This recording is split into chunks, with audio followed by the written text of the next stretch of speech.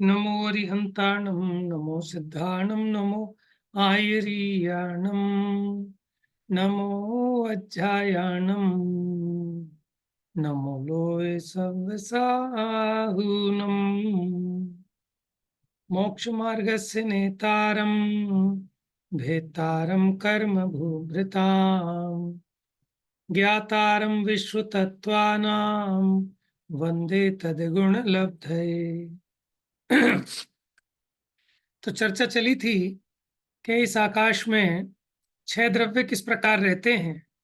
तो धर्माधर्म्यों कृत्स्ने, ये धर्म और अधर्म कैसे रहते हैं, जैसे तिल में तेल रहता है, माने पूरे लोकाकाश में व्याप्त होकर रहते हैं। ऐसे नहीं रहते जैसे घर के एक कोने में घड़ा रहता है, उस प्रकार से नहीं रहते, बल्कि कैसे रहते, जैसे तिल में तेल रहता है।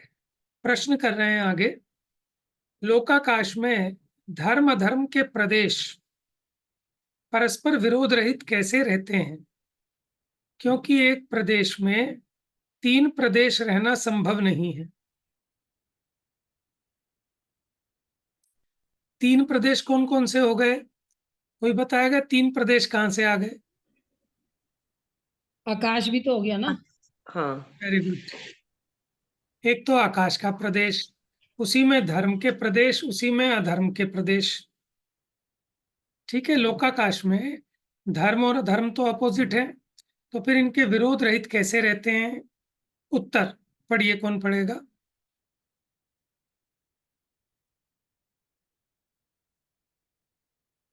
मैं पढ़ूं भैया? पढ़िए पढ़िए। तुम्हारा ऐसा कहना उचित नहीं है, क्योंकि ये अमूर्तिक द्रव्य हैं। इनके अवगाहन की सामर्थ्य के योग से परस्पर प्रदेशों के प्रवेश में भी घात नहीं होता है। इस प्रकार एक प्रदेश में आकाश, धर्म, अधर्म, इन 3 द्रव्यों के प्रदेश परस्पर बाधा रहित रहते हैं। देखिए, क्योंकि यह रूपी हैं, इनके आपस में परस्पर योग से एक दूसरे का घात नहीं होता, इसलिए आपस में बाधा रहित रहते हैं। उदाहरण दे रहे हैं, जैसे लौकिक में मूर्तिक वस्तुएं हैं।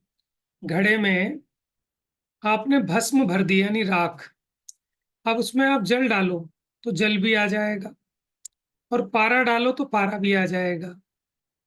आपस में उनका परस्पर व्याघात नहीं होता, तो फिर अमूर्तिक वस्तु का घात कैसे होगा? अनादिकालीन से ऐसे ही संबंध है, इसमें कोई विरोध नहीं है। पुद्गल द्रव्य के अवगाह को कहते हैं। एक प्रदेशादिषु भाज्य पुद्गला नाम, एक प्रदेशों को आदि में रखकर, भाज्य माने विभाजित करने पर, पुद्गला नाम पुद्गल का अवगाह है, यानी एक प्रदेश को आदि में रखकर। इसका मतलब कम से कम आएगा तो एक प्रदेश में, और बढ़ाते हुए कहां तक हो जाएगा? संपूर्ण लोकाकाश तक हो सकता है। चलिए, पुद्गलों का एक प्रदेश आदि में विभक्त अवगाह है, यानी एक प्रदेश में भी रह सकते हैं, 2 में भी। ठीक है, इस प्रकार पूरे लोकाकाश तक। पढ़ी।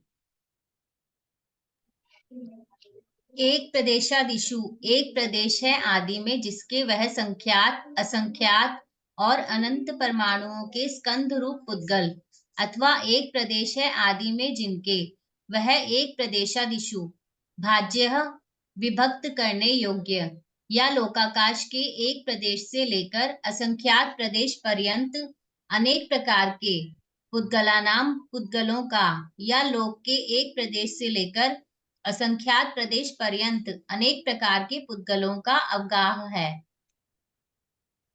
पढ़िए।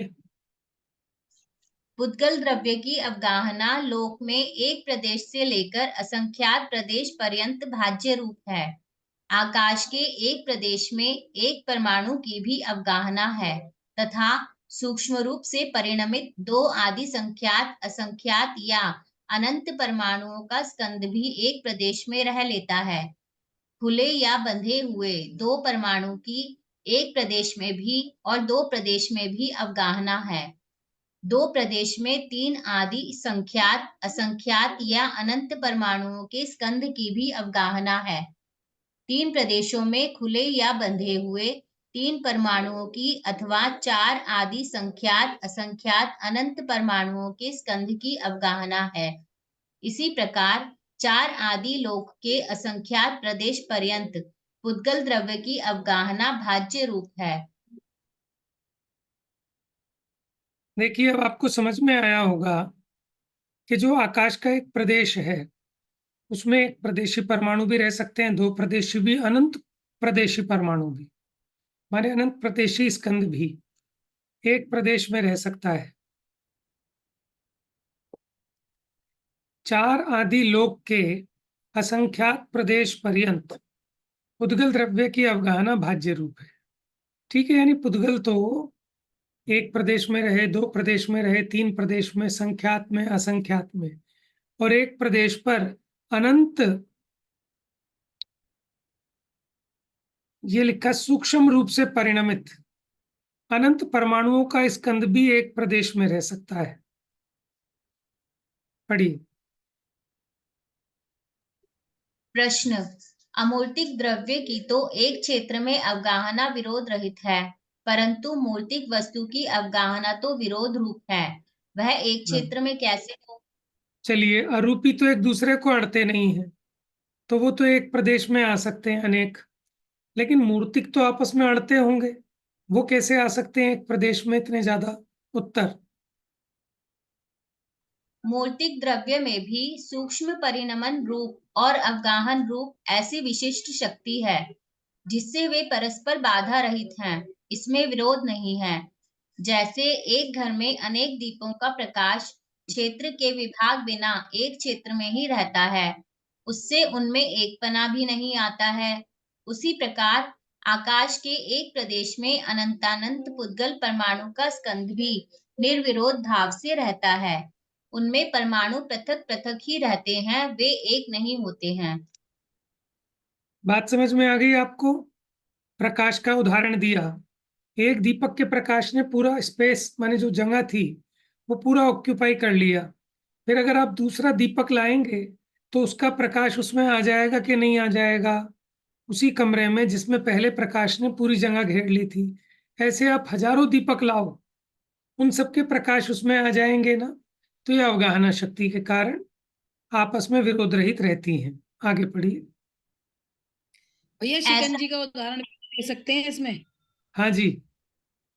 शिकंजी का, ठंडाई का, नहीं, एक ही उसमें क्षेत्र में थोड़ा सारी। सा थोड़ा सा उसमें क्या दिक्कत आती है कि आप शिकंजी बना रहे हैं, अब आप उसमें ज्यादा नींबू डालेंगे तो गिलास से बाहर निकलने लगेगा, लेकिन वहां कितने भी दीपों का प्रकाश आ जाए वो उसमें समा जाएगा उतने ही क्षेत्र में।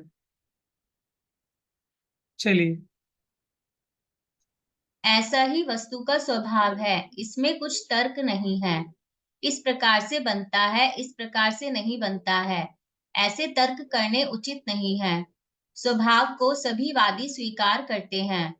इसे नहीं मानने पर तो वस्तु का अभाव हो जाएगा। इस प्रकार अवगाहन स्वभाव के कारण एक प्रदेश में बहुत मूर्तिक वस्तुएं परस्पर विरोध रहित अवगाहित हैं।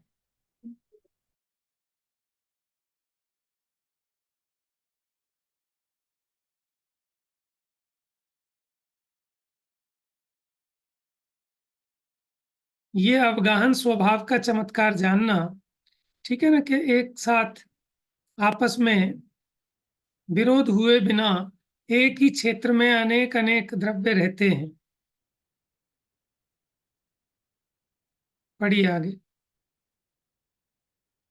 भगवान के परमागम में भी ऐसा ही कहा है कि तीन लोक संबंधी लोकाकाश के प्रत्येक प्रदेश पर सूक्ष्म बादल रूप अनेक प्रकार के अनंतानंत पुद्गल परमाणु सदा काल विद्यमान रहते हैं।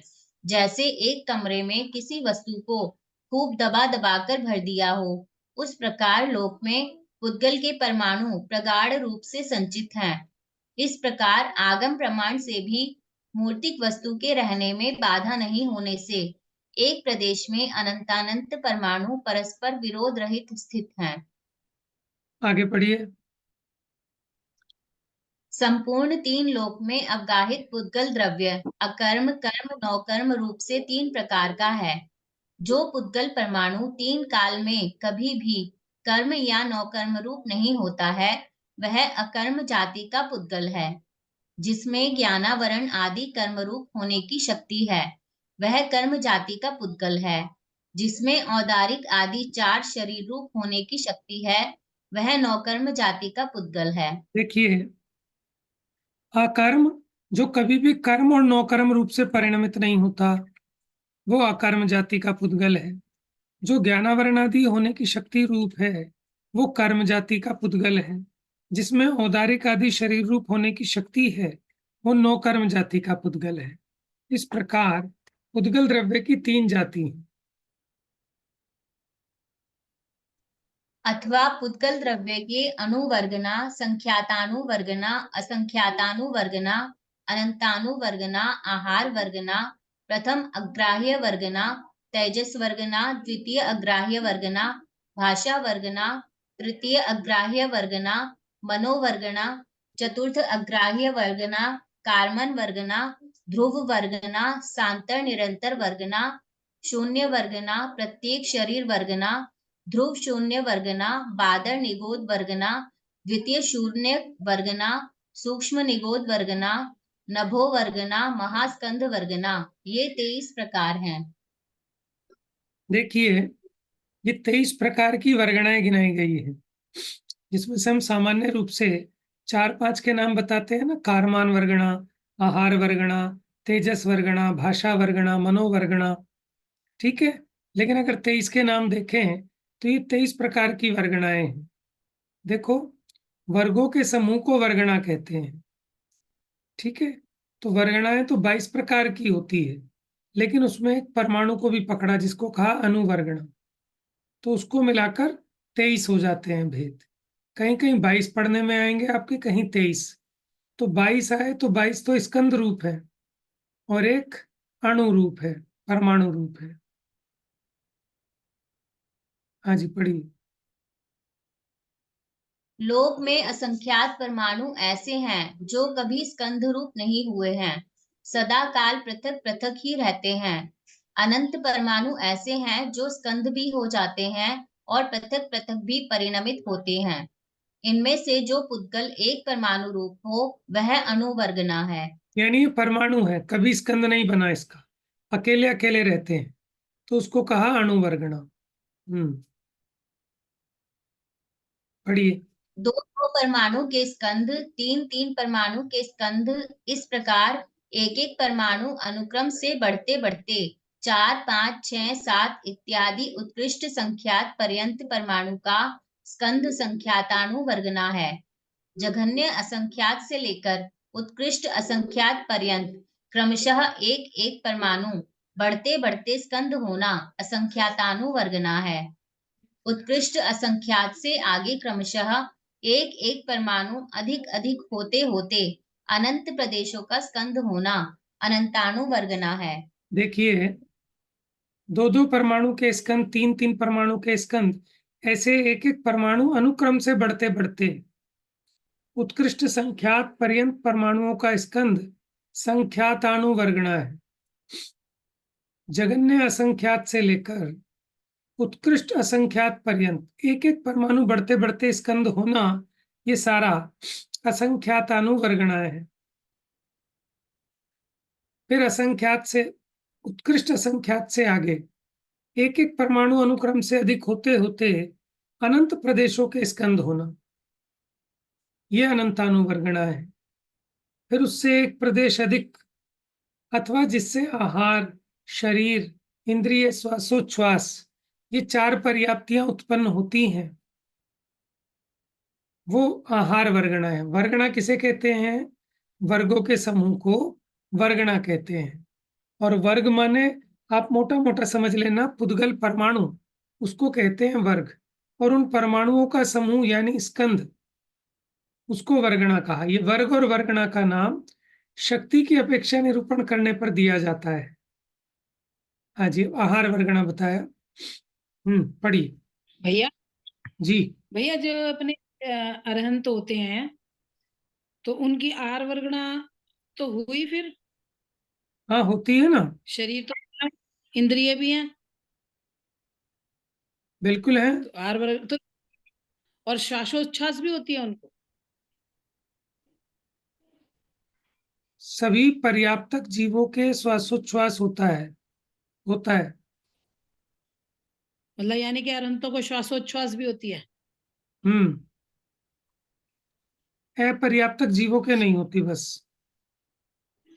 अच्छा भैया, जैसे इसमें कहा इन्होंने कि आहार, शरीर, इंद्रिय, श्वासोच्छ्वास, 4 पर्याप्ति होती हैं, वह आहार वर्गना है। तो इस आहार में और इस आहार में क्या अंतर है?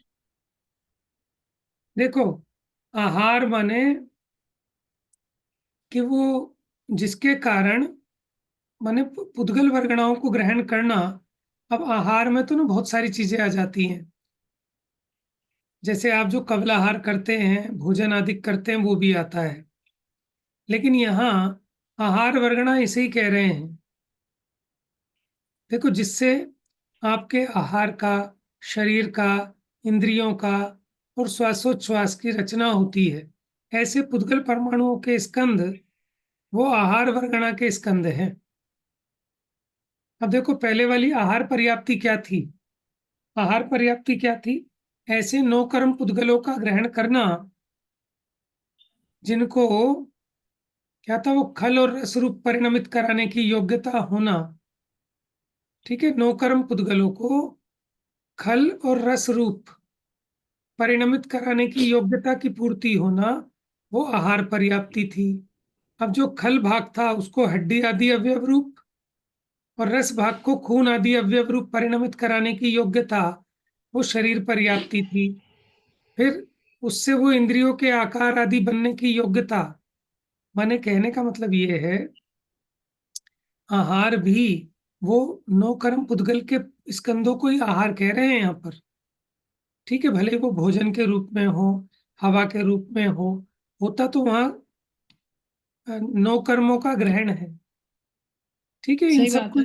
इन सबको ही आहार वर्गणा कह रहे हैं, कि जिससे आहार, शरीर, इंद्रिय, श्वासोच्छ्वास आदि की रचना होती है, वो सब आहार वर्गणाएं हैं। ठीक है भैया। अनंतानुवर्गना से एक प्रदेश अधिक अथवा जिससे आहार, शरीर, इंद्रिय, श्वासोच्छ्वास ये 4 पर्याप्ति उत्पन्न होती हैं, वह आहार वर्गना है। जो स्कंद जीव द्वारा ग्रहण नहीं होते हैं, अथवा आहार वर्गना से भी एक प्रदेश अधिक स्कंद प्रथम अग्राह्य वर्गना है। हाँ जी, जिन परमाणु इसके बीच बीच में कुछ स्कंद ऐसे होते हैं कि जो जीव के लिए अग्राह्य हैं, जीव उसको ग्रहण नहीं करता, तो वो बीच में आ गया प्रथम अग्राह्य वर्गणा। अच्छा, फिर अब जिनसे जीवों का तेजस शरीर बनता है, ठीक है, वो कहलाएगी तेजस वर्गणा। अथवा अग्राह्य वर्गणा से एक प्रदेश अधिक वाला स्कंद, वो तेजस वर्गणा है। फिर उसके आगे द्वितीय अग्राह्य वर्गणा आएगी। पढ़िए, जिन परमाणुओं से 2 इंद्रिय भैया आदि जीव की। जी। अग्राह्य वर्गना समझ नहीं आई, ये क्या होती है अग्राह्य हाँ जी, वर्गना? वर्गना देखो ऐसा है, ये समझ नहीं आया। ये समझ में भी ऐसे नहीं आएगा, इसको तो बहुत गहरा विषय है ये तो बहुत सामान्य से इन्होंने निरूपण कर दिया। होता क्या है हम्म। कि जो स्कंद है सही ना, बात है। उन स्कंदों में बहुत सारे स्कंदों के स्थान ऐसे होते हैं कि जो जिनको जीव ग्रहण ही नहीं कर पाता या करता ही नहीं ग्रहण, तो वो स्थान सारे के सारे क्या कहलाएंगे? अग्राह्य वर्गणा के स्थान, कि वो वर्गणाएं जीव ग्रहण नहीं करता। देखो, जैसे इसको ऐसे भी लिख सकते हैं ये जो कि हानि, जो जोर से आहार बोलो शिवानी। इनको ऐसे भी ले सकते हैं कि आहार वर्गना तो बनने योग्य से ज्यादा थे परमाणु, और तेजस वर्गना बनने से कम थे, तो उनको बोला अग्राह्य वर्गना। वाह, ठीक है, बहुत बढ़िया, राइट। बहुत अच्छा समझ में आया। हम्म। Very good. अच्छा, इसमें और देखो, जैसे जो ज्ञान का क्षेपशम है ना, उसमें जो वृद्धि होती है, उस वृद्धि में भी ऐसे ही है। आपने पढ़ा होगा, जैसे षटगुनी हानि वृद्धि। जैसे हम्म। मान लो, आपको उदाहरण के तौर पर जैसे 90 डिग्री का ज्ञान है तो उसके बाद 91 डिग्री का नहीं होगा, 92 डिग्री का नहीं होगा, 93 डिग्री का नहीं होगा, सीधा 98 डिग्री का होगा।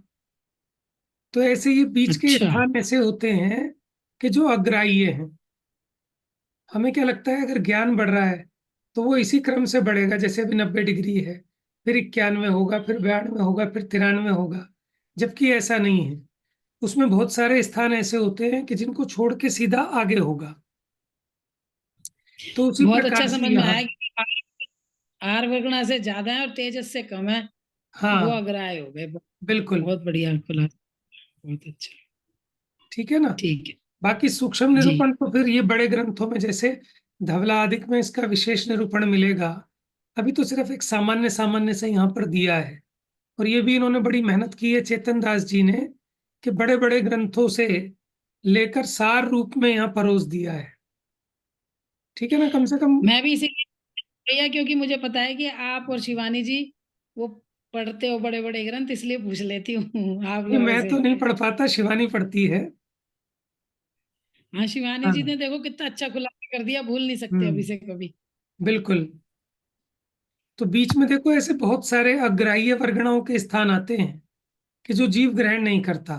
जैसे जीव ने देखो आहार वर्गणाओं को ग्रहण किया, फिर उसके आगे ये तेजस वर्गणा आएगी, लेकिन उसके बीच के जितने स्थान होंगे आहार वर्गणाओं के, उसको नाम दिया अग्राह्य वर्गणा। ठीक है ना, आहार वर्गणा से आगे और तेजस वर्गणाओं से पहले ये सारी वर्गणाएं अग्राह्य वर्गणा, लेकिन ये प्रथम अग्राह्य वर्गणा। फिर तेजस शरीर से आगे, ये देखो तेजस वर्गणा से भी एक प्रदेश अधिक स्कंध द्वितीय अग्राह्य वर्गणा है। समझ आएगा पढ़िए, जिन परमाणुओं से, भैया। लोग से ना ये चीज हम कम से कम हमारे कानों में तो पढ़ रही हैं, कुछ तो समझ आ रही है, अदरवाइज अपने आप तो ये पढ़ ही नहीं सकते।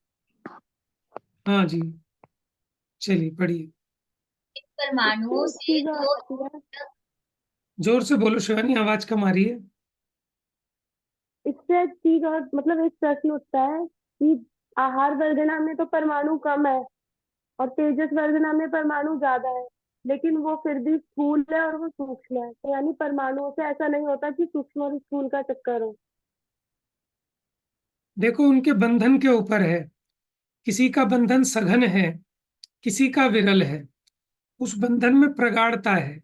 जैसे आपने तत्वार सूत्र का, इसमें सूत्र आएगा, क्या है कि वो प्रदेशों की संख्या तो बढ़ रही है, लेकिन परिणमन सूक्ष्म सूक्ष्म होता जा रहा है। आहार से तेजस शरीर सूक्ष्म है, तेजस से कारमान शरीर सूक्ष्म है, लेकिन परमाणुओं की संख्या तो बढ़ती जा रही है। पहले असंख्यात असंख्यात, फिर बाद में अनंत गुने बढ़ रहे हैं। तो परमाणुओं की संख्या बढ़ने पर भी उनका बंधन सघन होता जा रहा है। जैसे उन्होंने कहा था किसी चीज को भींच के टाइट कर दिया तो वो जगह कम लेगी। ठीक है ना, उसको कहते हैं डेंस, सघन। बोलो शिवानी। नहीं, सही है, यही प्रश्न उठ रहा था। मैं तो ऐसे बोल रही थी कि परमाणुओं से लेना देना नहीं ना, ऐसे ज्यादा और कम से फिर। हाँ, ऐसा नहीं है कि ज्यादा परमाणु होंगे तो स्थूल हो जाएगा, कम परमाणु होंगे तो सूक्ष्म हो जाएगा। उनके परिणमन के ऊपर है, उनका स्थूल परिणमन है या सूक्ष्म परिणमन है, उनके बंधन में गाढ़ता है कि विरलता है, उसके हिसाब से उसका सूक्ष्म और स्थूलपना होता है। हाँ जी, भाषा वर्गणा की बात करते हैं, आगे पढ़िए। जिन परमाणुओं से दो इंद्रिय आदि जीव के जिह्वा, कंठ, ओष्ठ, तालु आदि मुख बोलने की मुख की बोलने संबंधी शक्ति रूप रचना होती है, अथवा द्वितीय अग्राह्य वर्गना से एक प्रदेश अधिक स्कंध भाषा वर्गना है। भाषा वर्गना से भी एक प्रदेश अधिक जो स्कंध जीव द्वारा ग्रहण नहीं होते हैं, वह तृतीय अग्राह्य वर्गना है। जिन परमाणुओं से संगी पंचेंद्रिय जीव के हृदय स्थान में 8 पाखुड़ी के कमल समान द्रव्य मन की रचना होती है, अथवा जो पुद्गल स्कंध तृतीय अग्राह्य वर्गना से एक प्रदेश भी अधिक है, वह मनोवर्गना है। देखिए, क्रम याद रखिए इसमें।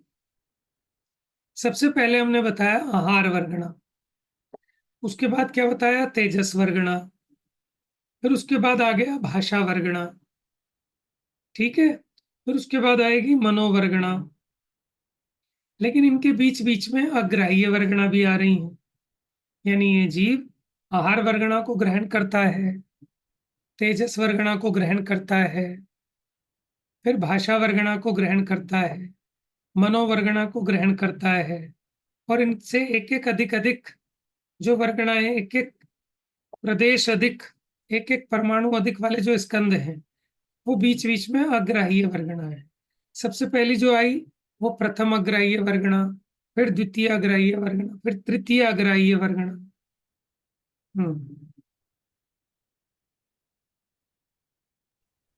जिन जो परमाणुओं स्कंद से दो इंद्रिय आदि जीव के, क्योंकि देखो एक इंद्रिय की तो भाषा ही नहीं मानी, दो इंद्रिय से भाषा पर्याप्ति होती है, तो दो इंद्रिय आदि जीव के जिह्वा, कंठ, ओठ, तालु आदि मुख की बोलने संबंधी शक्ति रूप रचना होती है, ठीक है। अथवा जो द्वितीय अग्राह्य वर्गना के प्रदेश थे, उससे एक प्रदेश अधिक स्कंद, वो भाषा वर्गना है, और भाषा वर्गना से भी एक प्रदेश अधिक जो स्कंद जीव द्वारा ग्रहण नहीं होते, वो तृतीय अग्राह्य वर्गना है। अब जिन परमाणुओं से सैनी पंचेंद्रीय जीव के हृदय स्थान में 8 पंखुड़ी के कमल समान द्रव्य मन की रचना होती है, ठीक है, वो पुद्गल के स्कंद मनोवर्गना कहलाते हैं। या फिर यूं कहो कि जो तृतीय अग्राह्य वर्गना थी, उससे एक प्रदेश अधिक जो स्कंद वाली वर्गणाएं हैं, वो मनोवर्गना है। पढ़िए आगे।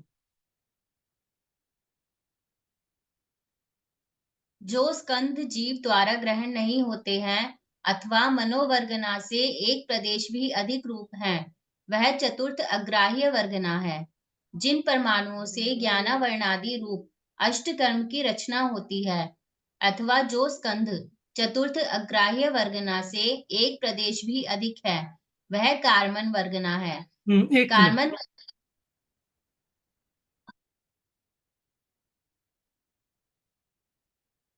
देखिए, अब इसके बाद हमारी मनोवर्गना से आगे आ गई कारमान वर्गना, जिससे ज्ञानावर्णादि कर्मों की रचना होती है, ठीक है। फिर आ जाएगा कारमान वर्गना से एक प्रदेश अधिक। पढ़ी। कार्मन वर्गना से एक प्रदेश अधिक उत्कल स्कंध ध्रुव वर्गना है। इससे एक प्रदेश अधिक स्कंद सांतर निरंतर वर्गना है। इससे एक प्रदेश अधिक शून्यता रूप शून्य वर्गना है। जिस पुद्गल से जीव के प्रत्येक शरीर की रचना होती है, अथवा जो स्कंध शून्य वर्गना से एक प्रदेश भी अधिक है, वह प्रत्येक शरीर वर्गना है। पढ़िए। जो प्रत्येक शरीर वर्गना से एक प्रदेश अधिक है, अथवा जो ध्रुवता के साथ शून्य रूप है, वह ध्रुव शून्य वर्गना है। जिस पुद्गल से बादर निगोद जीव के शरीर बनते हैं, अथवा ध्रुव शून्य वर्गना से एक परमाणु अधिक बादर निगोद वर्गना है। इससे एक परमाणु अधिक वाला स्कंद बादर शून्य वर्गना है।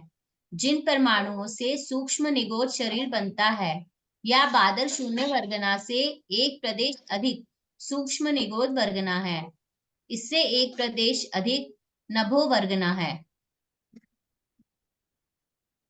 जिसमें पढ़िए। भवनवासी के भवन, देवों के विमान, 7 नरक पृथ्वियां, सिद्धशिला, पंचमेरु, षटकुलाचल इत्यादि की रचना है। वह एक ही स्कंध रूप बड़ा पुद्गल समूह या नभो वर्गना से एक प्रदेश अधिक महास्कंध वर्गना है। संपूर्ण विश्व में ये 23 ही वर्गना है, इनसे हीनाधिक नहीं है। इनमें से अणु जाति की वर्गना तो एक एक परमाणु रूप है, उसमें जघन्य, मध्यम, उत्कृष्ट का भेद नहीं है। शेष 22 में से संख्यातानु वर्गना में संख्यात गुणे, असंख्यातानु वर्गना में असंख्यात गुणे, अनंतानु वर्गना से लेकर 23वीं महास्कंद वर्गना पर्यंत क्रमशः अनंत गुणे परमाणु हैं। अतः इनके जघन्य, मध्यम, उत्कृष्ट भेद हैं। महास्कंद वर्गना से अधिक परमाणु अन्य किसी में नहीं होने से यह सर्वोत्कृष्ट है। देखिए,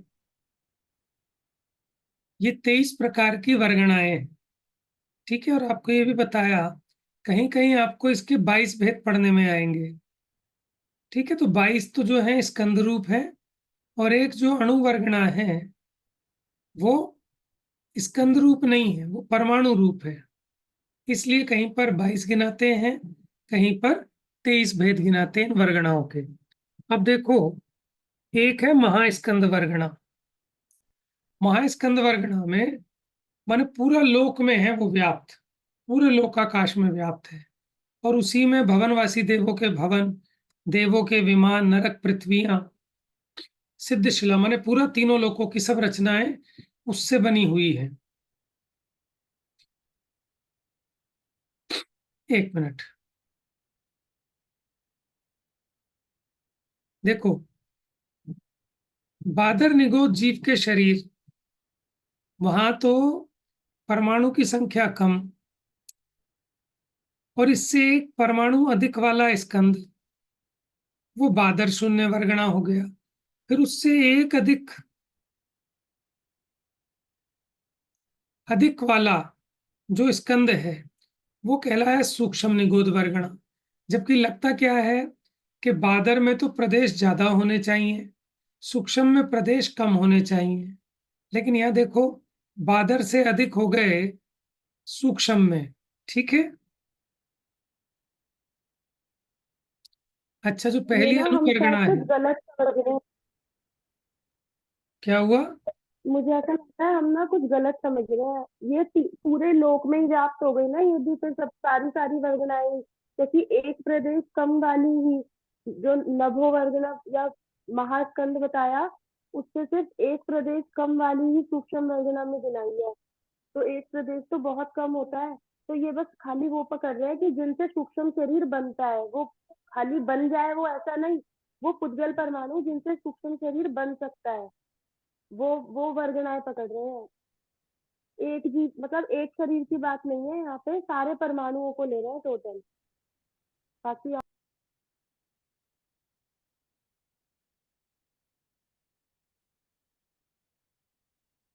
कल स्पष्ट करना, फिर थोड़ा सा जब गला ठीक हो जाए कल स्पष्ट करना। कल और चर्चा कर लेंगे, अभी तो समय हो गया है। ठीक है, ठीक है। अभी कितना टाइम बचा है अपने पास? है अभी 2-4 मिनट है। चलिए देखिए, अभी चर्चा करते हैं इस पे।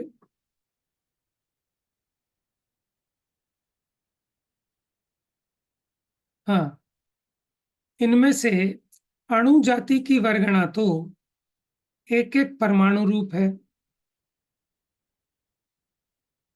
ठीक है। अणु जाति की वर्गणा में क्या लिया? जो परमाणु रूप है, स्वतंत्र, जिसका स्कंद नहीं बना, उनमें तो जघन्य, मध्यम, उत्कृष्ट का भेद ही नहीं बनेगा, क्योंकि वो स्कंद तो है नहीं, वो तो परमाणु है, छोटे बड़े तो है ही नहीं। अच्छा, जो बाकी 22 हैं उनमें जो पहले आपको संख्यातानुवर्गणा कही थी, उसमें संख्यात गुणे परमाणु है। असंख्यातानुवर्गणा में असंख्यात गुणे परमाणु है। अनंतानुवर्गणा से लेकर 23वीं महास्कंद वर्गणा पर्यंत क्रमशः अनंत गुणे परमाणु है। अतः इनके जघन्य, मध्यम, उत्कृष्ट भेद बनते हैं, और महास्कंद वर्गणा से बड़ा, उससे अधिक परमाणु अन्य किसी में नहीं होने से ये सर्वोत्कृष्ट है। देखो, है तो पूरे लोकाकाश में व्याप्त ये वाला जो महास्कंद है, लेकिन इसमें परमाणु कितने हैं? सबसे अधिक परमाणु है, अनंत परमाणु है। देखिए, इन 23 प्रकार की वर्गणाओं में से आहार, भाषा, मन, तेजस और कारमान, ये 5 वर्गणाएं जीव के संपर्क में बारंबार आती है। आहार वर्गणा से आहार, शरीर, इंद्रिय, श्वासोच्छ्वास, ये 4 पर्याप्तियों की। भाषा वर्गणा से वचन की, मनोवर्गणा से मन की, तेजस वर्गणा से तेजस शरीर की, कार्मण वर्गणा से 8 कर्मों की रचना होती है। तो ये 5 तो ग्राह्य वर्गणाएं हैं। इसके अलावा जो इसके बीच बीच में हैं, वो अग्राह्य वर्गणाएं हैं। प्रत्येक शरीर, बादर निगोध, सूक्ष्म निगोध, ये 3 वर्गणाएं सचित्त यानी जीव सहित हैं। वो तो पुद्गल की थी, ठीक है, आहार, भाषा, मन, तेजस, कार्मण। लेकिन प्रत्येक शरीर, बादर निगोध, सूक्ष्म निगोध, ये 3 वर्गणाएं सचित्त हैं। माने ये जीव के शरीर को कहा ना, प्रत्येक शरीर, बादर निगोध और सूक्ष्म निगोध। शेष 15 प्रकार की पुद्गल वर्गणाएं जीव के ग्रहण में नहीं आने से अग्राह्य हैं। अनुवर्गणा से लेकर 22वीं नभो वर्गणा पर्यंत संख्यात असंख्यात अनंत परमाणुओं के स्कंद चलित हैं, सदा काल चंचल रहते हैं, स्थिरभूत अचल नहीं है। अंतिम जो महास्कंद वर्गणा है, उनमें कुछ परमाणु अचलित हैं और कुछ चलित हैं। जैसे सुमेरु है ना, आप बताओ सुमेरु के परमाणु चलित हैं कि अचलित हैं? सुमेरु के चलित हैं, उसके तो भैया, कुछ और अचलित जो भी उसके हैं। नीचे, उसके नीचे जो सोना है उसके कहते हैं वो अचलित है। देखो, सुमेरु पर्वत के कुछ परमाणु चलित हैं, कुछ अचलित हैं। अगर सारे ही चलित होते तो फिर वो अनादि का नहीं रहता, है ना। तो कुछ चलित हैं। अनादि का उस सोने के नीचे तो होगा ना, सोना जो है उसके नीचे। नहीं, वो सोने के परमाणु भी जाते आते रहते होंगे। परमाणु तो उसके भी चेंज होते रहते हैं, भले ही वो सोने रूप हो जाए फिर नए वाले भी।